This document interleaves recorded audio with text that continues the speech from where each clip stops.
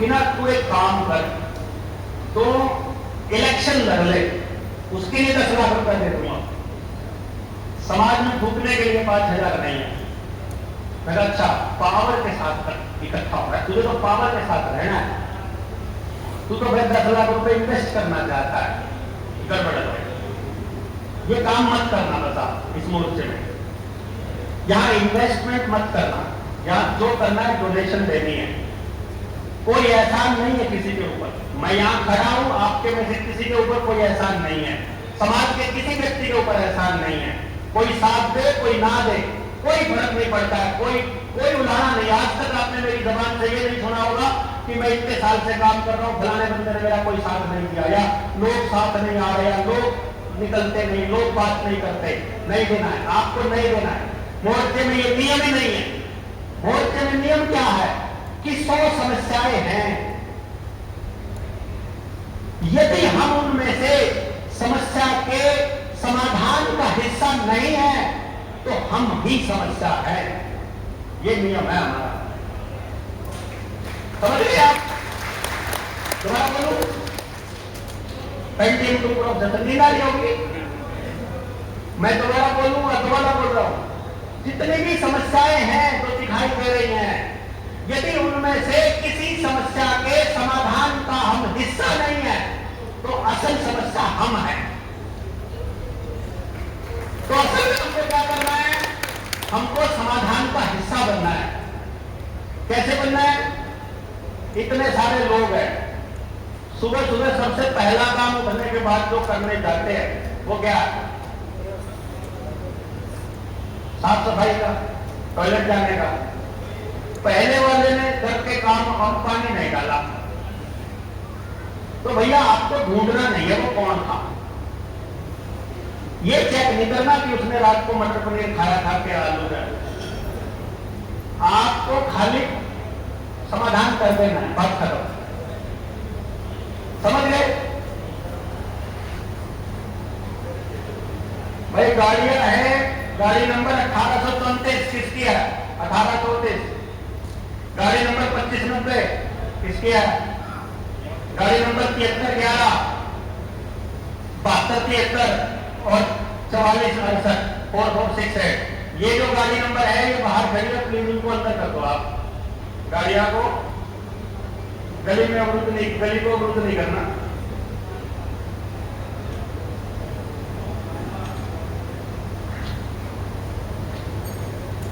यहां से सबसे अद्भुत काम होता है वो रात को होता है अपने मोर्चे में, जो मीटिंग का, चर्चाओं का, पर्सनल गेट टुगेदर का, 1 to 1 का। तो जो लोग रात को घर जाना चाहते हैं उनका सबसे बड़ा नुकसान होने वाला है, बहुत बड़ा। ये देख लेना पहले से। पहले मैं तो रिश्तेदारी में जाया हूं, क्योंकि यहां आप लोगों को इकट्ठा करने के लिए बुलाया है। रिश्तेदारी में तीसरे दिन के बाद चले जाना बेशक, पर ये जो मौका है एक दूसरे से जुड़ने का, ये दोबारा बहुत मुश्किल से आता है। दोबारा आपको नए लोग मिलेंगे उनसे जुड़ना। तो हाँ, एक और खबर है भैया आप लोगों के लिए, बाकी दोस्तों के साथ, परिवार वालों के साथ अगली ट्रेनिंग में भी आना चाहते हो तो अगली ट्रेनिंग हमने हिमाचल में रखी है, ताकि पहाड़ों में घूम के आ सको। जून का महीना है,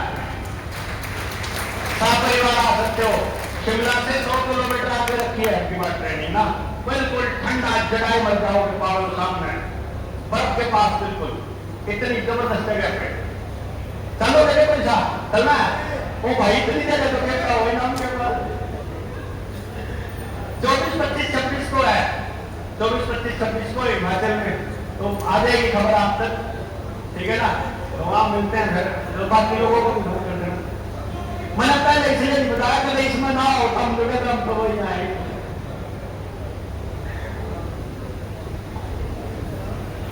तो चलिए, आपको समाधान का हिस्सा बनना है। यहां पर किसी समस्या का समाधान कैसे होगा, इसका एक सिंपल सा नियम है। नियम यह है, एक व्यक्ति के पास कभी भी समस्या का संपूर्ण समाधान नहीं होता है। We are like the part of the puzzle. All parts together make the picture clear. मतलब हम उस समाधान का, उस पहेली का एक एक हिस्सा है। जैसे ही हम सबको सही जगह पे लगा जाए, बच्चों की एक्टिवा पहली से वो उसमें कार्ड सबमिट करने लग गए, कोई कार्ड गलत जगह पे लगा दोगे तो उल्टा सीधा नजर आता है, पर हर कार्ड अपनी जगह पे रख दोगे, रखते ही पूरी तस्वीर साफ ऐसे होता ना। इसलिए ये जो आप काम करने जा रहे हो अब मोर्चे में, आने वाले समय में समस्या के समाधान के लिए, इसका भी एकमात्र नियम है, पहले समस्या को पूरी तरह से समझ गए ना। अभी तक आपको, जैसा मैंने शुरू में बोला कि आपको लगता है कि शायद ये समस्या का कारण है, लेकिन वो नहीं है। फिर आपको लगता है शायद ये है, वो नहीं है। तो अब आपको पूरा पता चलेगा अगले 3 दिन में कि समाज में फैली कुरीतियों, हमारे एटीट्यूड, हमारे बच्चों का खराब होना, हमारे समाज का टूटना, परिवारों का टूटना, अपराधों का बढ़ना, नशे का बढ़ना, हमारी संवेदनाओं का मरना, राजनीतिक मतलब खराबी जो निचता लेवल पे आ गए, गिरावट, हम लोगों के घरों में बीमारी, किसान की गरीबी और मतलब तमाम तरह के रिश्तों के मतलब टूटने के जो कारण हैं, वो सारे के सारे आपको देखने पड़ेंगे एक प्लेटफॉर्म पर। कि पहले आप देखो ये वाला कारण कहां से आया, ये कारण कहां से आया, ये कारण कहां से आया। जैसे अमेरिका में 1912 में रॉकफेलर फाउंडेशन ने सारे के सारे हर्बल इंस्टीट्यूशंस खरीद लिए। हर्बल कॉलेज होते थे वहां पर, मतलब जड़ी बूटियों से इलाज करना सिखाया जाता है। रॉकफेलर फाउंडेशन ने देखा कि ये धंधा बहुत बड़ा हो सकता है, तो उसने 1912 में सारे के सारे कॉलेज खरीद लिए। 1908 में फ्लेक्सनर कमीशन बिठा दिया। देखना जरा ध्यान से, ये कड़िया ऐसे नहीं मिलेगी तो आपको समझ में नहीं आएगा। 1908 में अब्राहम फ्लेक्सनर की अध्यक्षता में फ्लेक्सनर कमीशन बिठाया। उसने अपनी रिपोर्ट दी 1911 में। उसने बोला कि भाई ऐसा है कि पूरी दुनिया में अलग अलग तरीके से इलाज होता है, इलाज करने की पद्धतियां इस टाइप से हैं, कोई एक्यूपंक्चर, कोई एक्यूप्रेशर, कोई होम्योपैथी, कोई नेचुरोपैथी, कोई आयुर्वेदा, कोई रेकी हीलिंग, कोई प्राणिक हीलिंग, कोई मर्म चिकित्सा, कोई एनर्जी से मतलब कर रहा है, कोई पानी से कर रहा है खाली, कोई धातुओं से कर रहा है, कोई सुइयों से कर रहा है, तो एक्यूपंक्चर हो गया। वो इस तरह से अलग अलग पद्धतियों से इलाज कर रहे हैं पूरी दुनिया में। तो उन्होंने बताया कि भारत में ऐसे चल रहा है, चाइना में ऐसे करते हैं, अमेरिका में ऐसे करते हैं। तो पहले टेस्टिंग के बाद में उन्होंने क्या किया, सबसे पहला काम किया, सारे हर्बल इंस्टीट्यूशन खरीदे 1912 में। 11 में रिपोर्ट आई, 12 में खरीद लिए, और 1925 आते आते सारे हर्बल इंस्टीट्यूशन को बंद करके उसकी बिल्डिंग के अंदर नए एलोपैथी के डॉक्टर्स तैयार कर दिए। वो एलोपैथी कहां से आई? वो एपीआई से बनी, यानी जो ड्रग्स हैं, जितने भी मार्केट में ड्रग आती हैं, वो सारी एपीआई से बनती हैं। API active pharmaceutical ingredient. वो कहां से आता है? वो लास्ट रेसिड्यू है तेल शोधन कारखाने का, यानी जंगलों से जब तेल मिलता है, कच्चा तेल, उसका जब शोधन करते हैं, पहले नंबर पे नेचुरल गैस, फिर पेट्रोल, फिर डीजल, फिर केरोसिन, फिर कोल तार, वो जो ब्रोजा, वो सब निकलते हैं, और लास्ट में जो निकलता है वो एपीआई निकलता है, वो वेस्टेज है। तो उसका इस्तेमाल करने के लिए उसने फर्टिलाइजर बनाया, उसने उसका इस्तेमाल करके एपीआई का इस्तेमाल करके फर्टिलाइजर बनाया, एपीआई का इस्तेमाल करके उसने कुछ ड्रग्स बनाए जो सिंथेटिक है। ये ड्रग्स क्या करती हैं? बॉडी में जाके हमको नम कर देती हैं। नम करने का मतलब क्या है कि जो सेंसेशन, जैसे सिर में दर्द हो रखा है, सिर में दर्द किस वजह से है? वायु से है। मान लो बहुत बढ़ गया, वायु दूसरे दिमाग में, तो आप सही इलाज है इस वायु को निकालना, हमको ऐसी चीज खानी कि वो वायु को निकाल दे। लेकिन एलोपैथी का जो डिस्प्ले है वो क्या करेगा? वो आपको नम कर देगा, यानी जो नर्वस सिस्टम आपके दिमाग को ये मैसेज दे रहा है कि वहां पर हवा भरी हुई है, वो उस सिस्टम को डाउन मार देगा। तो संदेश दिमाग तक नहीं पहुंचेगा तो आपको लगेगा सिरदर्द ठीक हो गया है, जबकि सिरदर्द ठीक है नहीं हुआ था। तो ये काम है उस इंग्रेडिएंट का, उस ड्रग्स का। तो वो ड्रग्स बनाई उसने, वो ड्रग्स बना के पूरी दुनिया को उस ड्रग्स बेस्ड हेल्थ सिस्टम बनाने के लिए उसने काम करना चालू किया।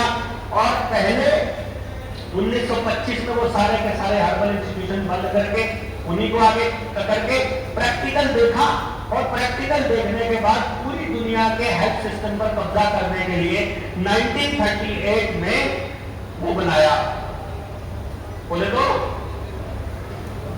WHO, वर्ल्ड हेल्थ ऑर्गेनाइजेशन बना कि अब पूरी दुनिया को नरक बनाने की दिशा में हम काम करेंगे।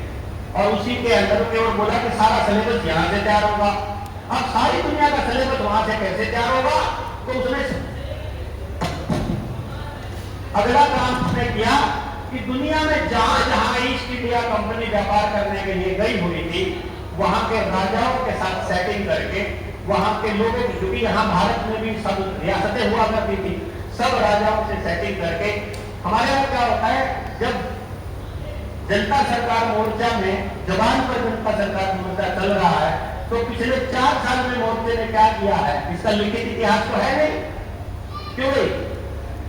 तो हमारे में से अगर कोई आदमी जिसने पूरे 4 साल की यात्रा को देखा है, बिना लिखे अगर वो गुजर जाए, चला जाए इस दुनिया से, तो जो नया व्यक्ति आएगा वो अपनी मर्जी का इतिहास लिखेगा, क्यों नहीं?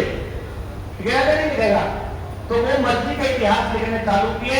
और जब राजाओं से सेटिंग करके उन्होंने कहा, जैसे वो पहले एक बार बोलते हैं कि हमारे देश में, वो कहते हैं सती प्रथा थी, ये एक एग्जांपल दे रहा हूं मैं, जैसे इसी तरह से बाकी चीजों के बारे में कि हम गरीब थे, हमारे पास कुछ नहीं था, हम लोग इतने लोग मरते थे पहले आने से पहले, ये सारा का सारा झूठ कैसे परोसा गया, ये एग्जांपल दे रहा हूं।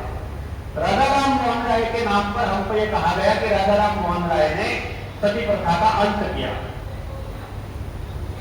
ये सिसोदिया जी यहाँ बैठे हुए महाराणा प्रताप के वंशज, इन्होंने अपने पूरे कुर्सीनामे में अपने जो भात होते हैं, जो सारी चीजें जिनके पास पूरा इतिहास होता है, जब से चला है वंश का, तब से लेकर के इन्होंने अपने उनसे जा करके जब ट्रेनिंग ये करके गए, तो इनको जब मिले तो इन्होंने वो पूरा खोजा, फिर वो वहां हल्दी घाटी गए, वहां के राजपूतों से मिले, फिर वहां गए, और पता चलता है कि भारत के इतिहास में कहीं भी सती प्रथा थी ही नहीं।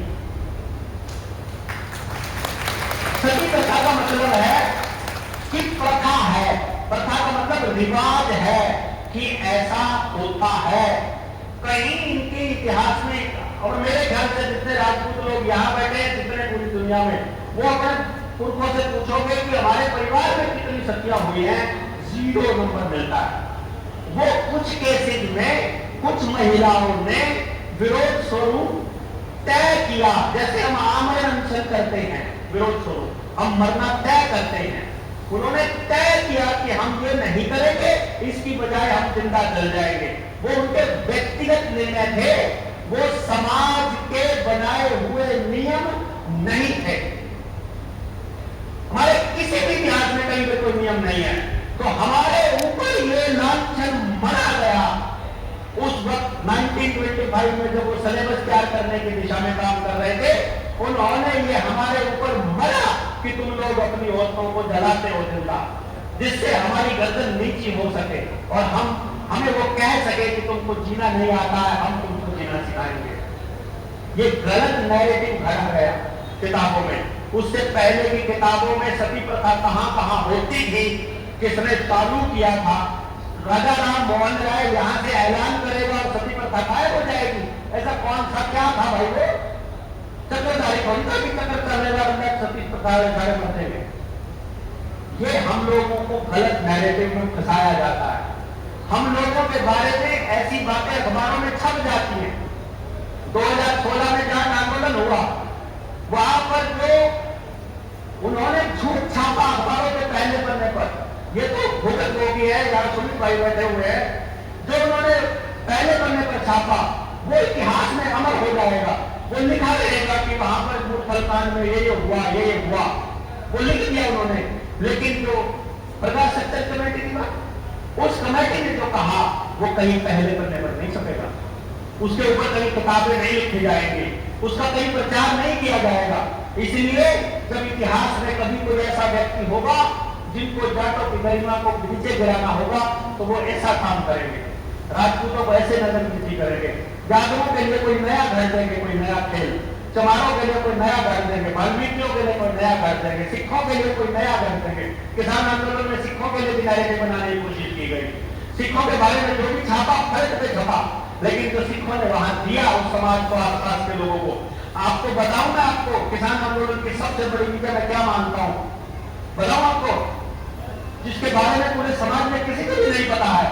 किसान आंदोलन की दो सबसे बड़ी विजय, जब पूरे देश के अंदर कोरोना का नाम पर नौटंकी चल रही थी और लोग दहशत में थे, उस 13 महीने में Tikri border, Singhu border, Ghazipur border, Dhansa क्या ढांसा बॉर्डर, किसी भी 5 बॉर्डर थे टोटल, 5 में से किसी भी बॉर्डर पर रहने वाले किसी भी एक भी व्यक्ति की मौत कोरोना से नहीं हुई। सबसे बड़ी चीज, यानी कि पूरे सरकारी प्रोपेगेंडा को फेल किया इन्होंने, नैरेटिव चलने नहीं दिया।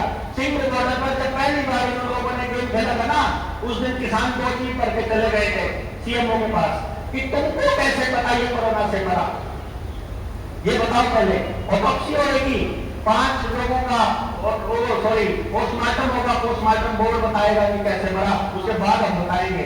कोरोना से मरने वालों की कोई पहचान इनके पास थी नहीं, हरामियों के पास झूठ बोला रखा था, लेकिन किसान लड़ गए, उनको बोर्ड से पोस्टमार्टम करना पड़ा। पोस्टमार्टम के बाद ये लिखना पड़ा कि कोरोना से नहीं बचने की डेथ हार्ट अटैक से हुई।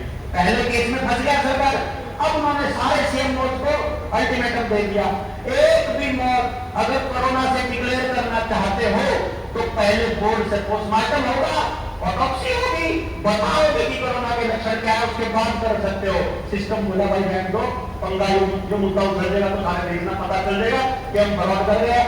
सिंगल भी आदमी कोरोना से नहीं मरा रिकॉर्ड में। दूसरी बड़ी चीज बताता हूं मैं आपको, Singhu border, Ghazipur border, Ghazipur border का मुझे पक्का नहीं पता है, इसलिए मैं थोड़ा यहां डाउट में हूं, परंतु सिंगू बॉर्डर और टिकरी बॉर्डर की गारंटी मैं लेता हूं, दोनों बॉर्डर पर जहां से लेकर जहां तक किसान बैठे हुए थे, उस एरिया के अंदर चोरी की, डकैती की, मारपीट की, लड़की छेड़ने की, बलात्कार की कोई घटना दर्ज नहीं हुई। थानों में 0 घटना दर्ज है, 0। यानी कि किसान आंदोलन ने यह साबित करके दिखाया कि समाज अगर बैठा है, जागृत है और वहां एक एक आदमी समाधान का हिस्सा है, तो मजाल नहीं है एक भी आदमी नशा कर जाएगा, मजाल नहीं है एक भी अपराधी गांव के अंदर तय कर देगा, मजाल नहीं है एक भी काम गलत हो जाएगा। दिक्कत कहां आती है? दिक्कत आती है जब देवेंद्र बल्हारा को आप जैसे लोग मसीहा बना देते हो। दिक्कत आती है जब आप लोग हम जैसे लोगों के ऊपर अपनी उम्मीदों का बोझ लाद देते हो। दिक्कत होती है जब आप लोग सोचते हो कि समाधान ये व्यक्ति करेगा, जबकि समाधान आप ही करोगे। रियलिटी ये है कि व्यक्ति समाधान नहीं कर सकता, और आप कैसे करोगे बस आपको पता नहीं है।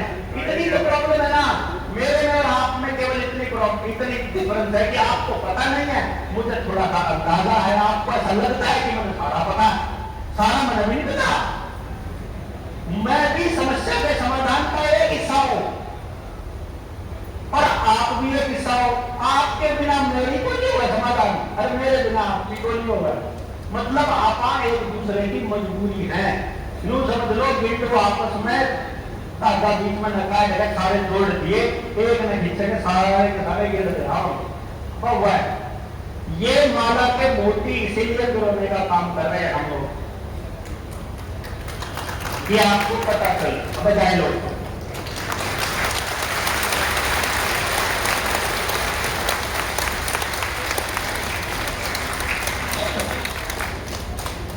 तो ये जो काम हम लोग कर रहे हैं ये इसलिए, तो पहले वो बात पूरी कर रहा था।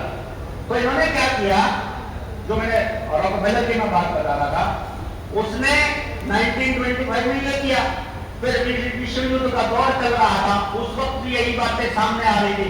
भाई न्यू मत सोचियो कि इस न्यू वर्ल्ड ऑर्डर की जो बात है वो देवेंद्र बलारा पहली बार कर रहा है दुनिया में, या किसी ने दिया, नरेंद्र मोदी पहली बार कर रहा है ना। न्यू वर्ल्ड ऑर्डर हर एक 50 से 100 साल बाद आता है। वो या तो किसी महामारी की आड़ में आता है, या बाढ़ की आड़ में आता है, या सूखे की आड़ में आता है, या युद्ध की आड़ में आता है, या किसी न किसी बड़ी इमरजेंसी की आड़ में आता है। नया विश्व व्यवस्था, जो लोग इस व्यवस्था को बनाना चाहते हैं, वो पहले पूरी दुनिया का माहौल ऐसा बनाते हैं कि ये खराब हो रहा है और इसको ठीक करने का तरीका ये है। समझ रहे बात आप? तो ये बातें कब चल रही थी? जब उस वक्त 1914 के अंदर 1914, 1915 और सभी मुल्कों से ईस्ट इंडिया कंपनी को बाहर खदेड़ने की बात चल रही है, उसी वक्त ये सारा खेल चल रहा है। तो उन्होंने कहा कि तुम लोग जो ना अशिक्षित हो, हमारा सारा पहले तो एजुकेशन उन लोगों ने हड़पा। जो इतिहास था, किताबें थी, जो एंशिएंट रिलीजियंस थे, जो प्राचीन हमारी चिकित्सा की पद्धतियां थी, जो हमारे सामाजिक ढांचे थे, गांव तक वो नहीं पहुंच पाए थे। इसलिए गांव का ढांचा फिर भी जबानी ही चल रहा था, वहां पर जो काम चल रहा था वो जबानी ही था। उस वक्त उन लोगों ने नई शिक्षा व्यवस्था देने के लिए एक सेंट्रल बोर्ड की स्थापना की 1935 या 1938, एग्जैक्ट मुझे साल याद नहीं, 1935 में। ध्यान से देखना, 1925 में वो कर रहे हैं WHO, 1938 में WHO बना रहे हैं। उससे पहले 35 में 38 में यहां पर भी सेंट्रल बोर्ड बना रहे हैं। उसी वक्त वो लोग भाई 34, 54 और 45, 67, 4, 5, 6 साल। पंजाब नंबर है 45, 67 और यूपी नंबर है 34, 54। ये दोनों गाड़ियां पर हटाना, पानी का टैंकर आया भाई पास। तो उस वक्त जब पूरी दुनिया के अंदर ये हालात बने हैं, तब आप जब इतिहास में जाओगे और पूरे के पूरे डॉक्यूमेंट्स पे जाओगे तो आपको पता चलेगा कि खाली यहां पर नहीं, ऑस्ट्रेलिया में भी सेंट्रल बोर्ड उसी वक्त बन रहा है, अमेरिका में भी सेंट्रल बोर्ड उसी वक्त बन रहा है। यानी ये गतिविधियां पूरी दुनिया में एक साथ हो रही हैं। विश्व युद्ध के नाम पर सारे देशों के नेताओं को बिठा करके ऐसी संधियों पर सिग्नेचर कराए जा रहे हैं जहां से खेती को, एजुकेशन को, जहां हेल्थ को, इन सब चीजों को कंट्रोल किया जा सके। वहीं से ऐसे ऐसे कागजों के ऊपर दस्तखत कराए जा रहे हैं। उसी वक्त हम सब लोग अपनी मानसिक स्थिति को खो दें। कौन कौन? जो लोग भी उनकी बातों को सुनते हैं, तो उन्होंने सबसे पहले उस चीज को डिस्टॉर्ट किया जो हमारे लिए सबसे ज्यादा महत्वपूर्ण थी। मंदिरों में लगे हुए पीतल के घंटे, हमारे घरों में रखे हुए बर्तन, और साथ ही हमारा कपड़ा, और चौथे नंबर पर हमारा संगीत। 1938 में ही उन लोगों ने साइकोलॉजिस्ट और म्यूजिशियंस की मदद से जो नोट है, जो म्यूजिक के जो सुर हैं, सारे गामा पादानी, इन सुरों की जो फ्रीक्वेंसी जो 432 हर्ट्ज होती थी, 440A कर दी। जो संगीत वाला कोई बैठा हो उसे पता होगा, ये जितने इलेक्ट्रिकल इंस्ट्रूमेंट है सबकी फ्रीक्वेंसी को 440A पे कर दिया। होता क्या है 440A और 432 में? हमारा जो दिमाग है, जो हमारा शरीर है, इसमें 70% पानी है, और पानी के ऊपर सबसे ज्यादा जो असर होता है वो मैग्नेट और साउंड का होता है।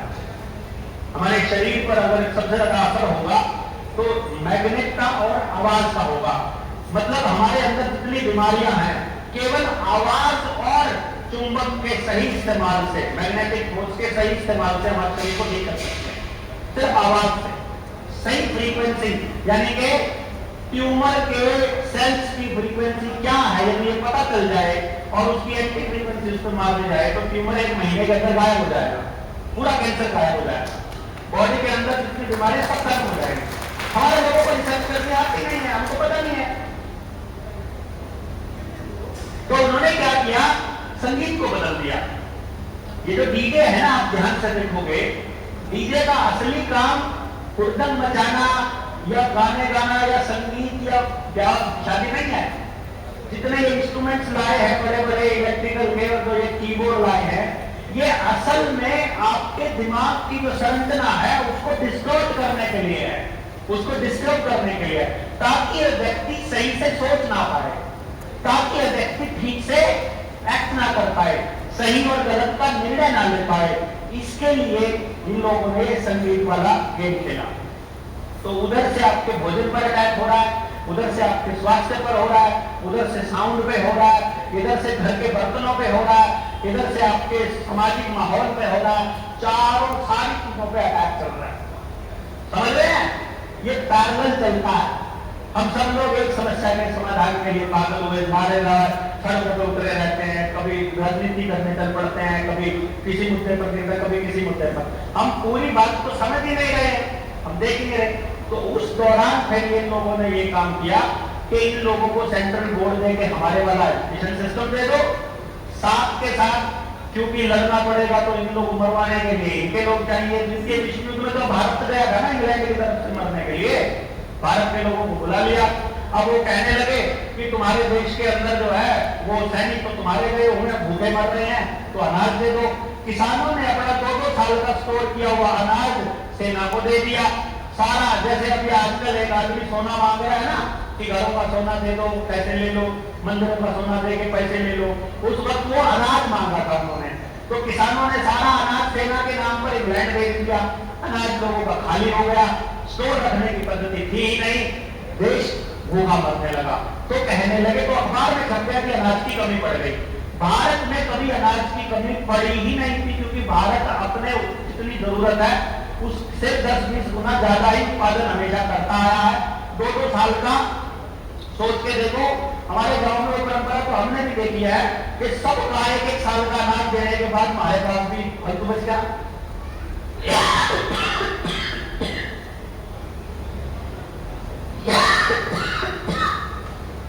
तो 2-2 साल का अनाज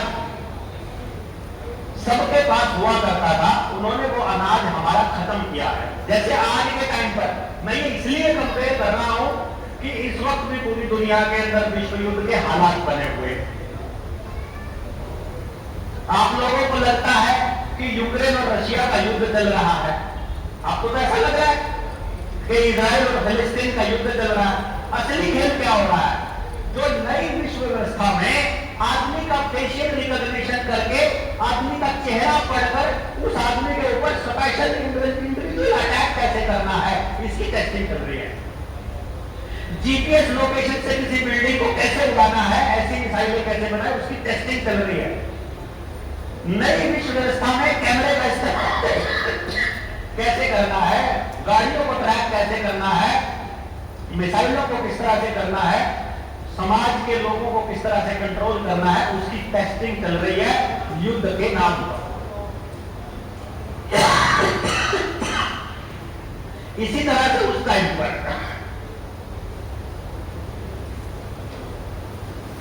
उस वक्त जब हमसे उन लोगों ने अनाज छीन लिया, देश में भूखमरी दिखाई गई, तो भूखमरी के उस शो पीस के बाद रॉकफेलर फाउंडेशन की रिकमेंडेशन, ध्यान देना मैं तो बातें बोल रहा हूं, आपको ये लगेगा जैसे इस आदमी के दिमाग में 24 घंटे रॉकफेलर ऑस्ट्रेलिया घुसा हुआ है।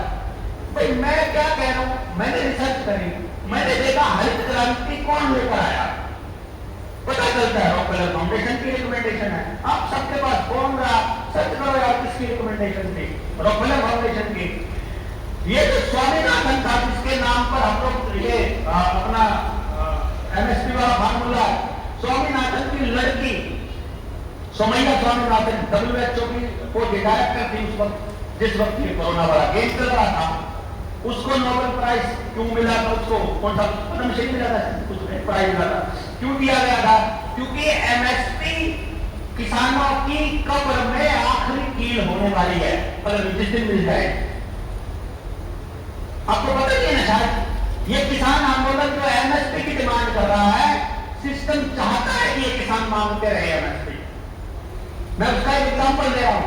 अभी फिलहाल इस वक्त कोटे में कोई है जिसका पीडीएस सिस्टम से वास्ता पड़ता हो, पब्लिक डिस्ट्रीब्यूशन सिस्टम से?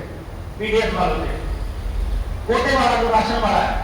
अब जब तक आपने सबसे पहले काम करना है, जब तक, और पूरे देश को बता दो ये काम।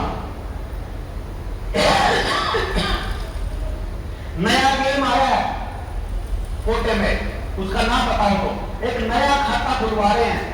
पता आप लोगों को, किसी को आप तक पहुंची खबर? हाथ खड़ा करके बताना। नहीं पहुंची? पहुंची है? पहुंची है?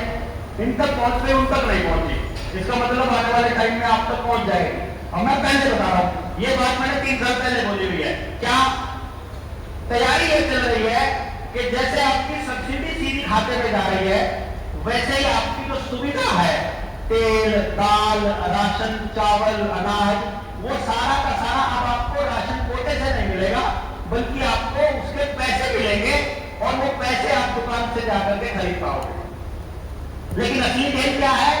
वो पैसे नहीं दे रहे हैं, वो एक नया खाता खोल रहे हैं। जो खाता जन धन योजना के तहत खुला था, उस खाते का इस्तेमाल नहीं हो रहा है।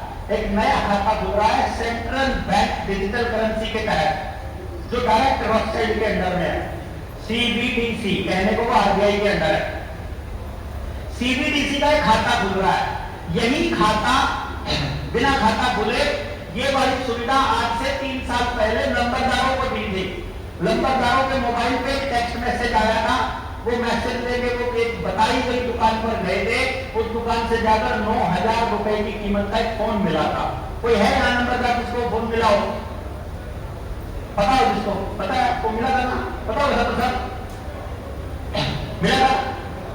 जिनको पता हो इसलिए बता रहा हूं कि यहाँ बैठे हैं वो लोग जिनको मालूम है। बेटी को मिला था, हाँ, नंबरदार देखो।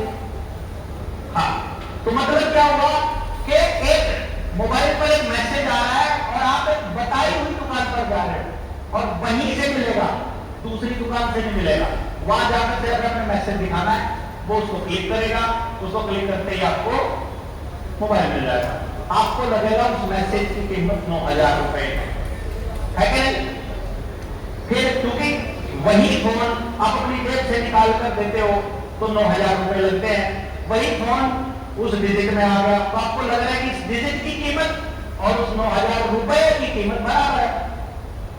इसी तरीके से अभी उन कोटे में राशन लेने वाले लोगों को बोल रहे हैं, 85% लोगों को राशन देने के पीछे 2 बड़े षड्यंत्र हैं। पहला षड्यंत्र यह है कि एफसीआई के पास लगभग 200 मिलियन टन का अनाज होता था हर साल स्टोर, कि 2 साल भी युद्ध हो जाए, 2 साल भी महामारी आ जाए, 2 साल सूखा पड़ जाए, 2 साल बाढ़ आ जाए, तो देश में अनाज की कमी कभी नहीं होगी। तो 80% लोगों को अनाज खाम खाई बांट के बचा हुआ दिखा के गोदाम से आ गया, जो इंडिपेंडेंट गोदाम की जो कैपेसिटी थी उसको खाली कर दिया गया है। और अब जो नए गोदामों में अलॉटमेंट हुई है, 13-14 कंपनियों को अब ठेका मिला है, सारी की सारी कंपनी अडानी की है। यानी सारा अनाज इंडिपेंडेंट गोदामों में नहीं, अब सारा गोदाम अडानी के पास है। इधर से बारिश के ऊपर बिल गेट्स ने राइट्स ले ली है। इंडिया में बारिश कौन करवा सकता है, इसके अधिकार बिल गेट्स ले चुका है। आर्टिफिशियल रेन का जो ड्रामा चला था ना, इसके ऊपर, यानी बारिश होगी कि नहीं होगी, कहां होगी, कितनी होगी, ये बिल गेट्स तय करेगा। समझ रहे हो?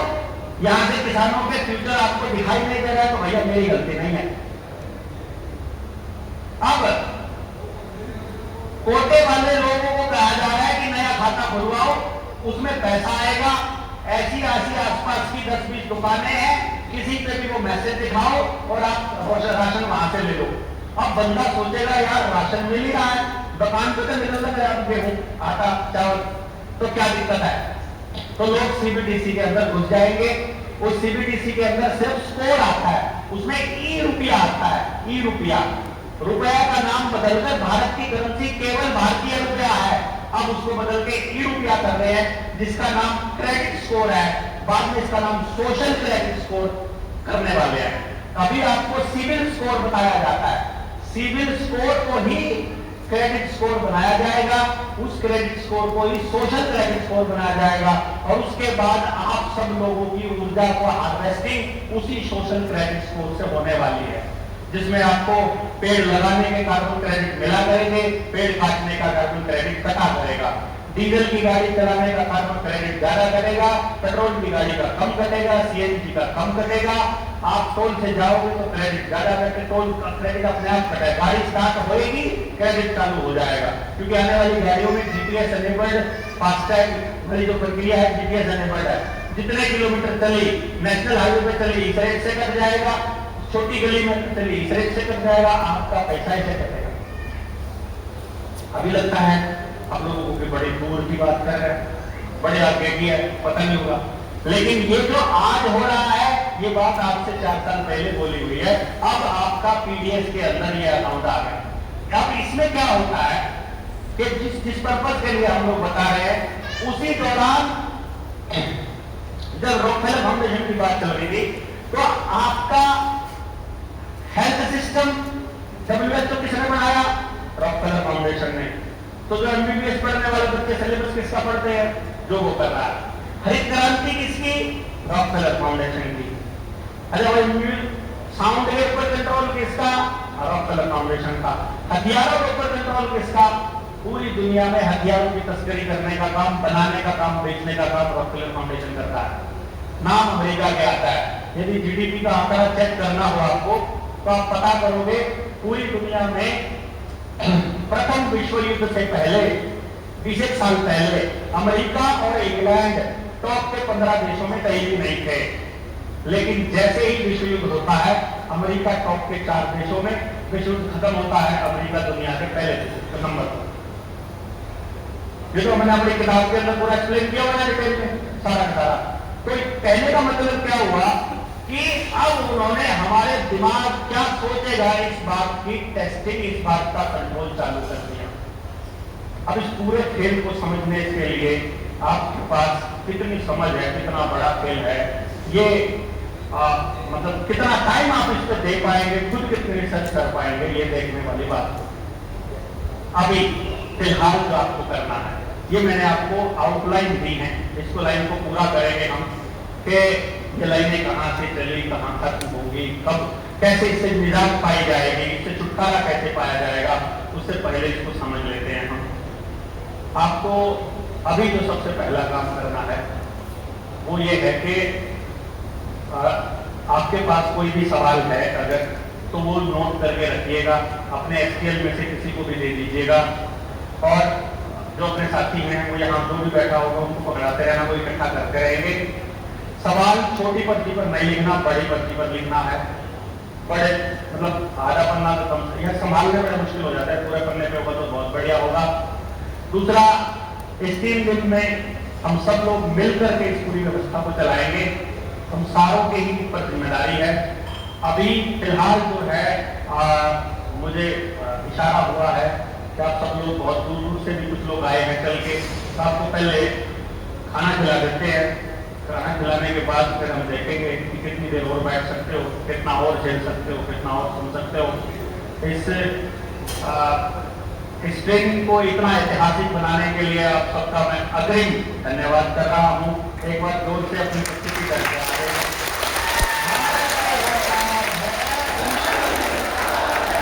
भारत के ओंकार है,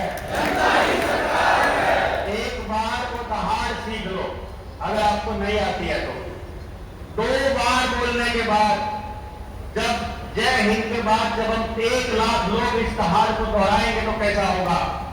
एक बार तो अपना पूरा जोर लगा के बोल के दिखाइए, भारत के ओंकार है, जनता की सरकार है।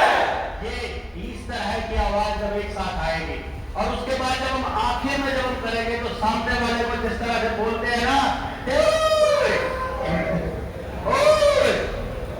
मतलब अंदर से आना, मेरा गला बैठा हुआ कर जाएगा, दूसरा जोर लगाऊंगा तो भारत के ओंकार है, जनता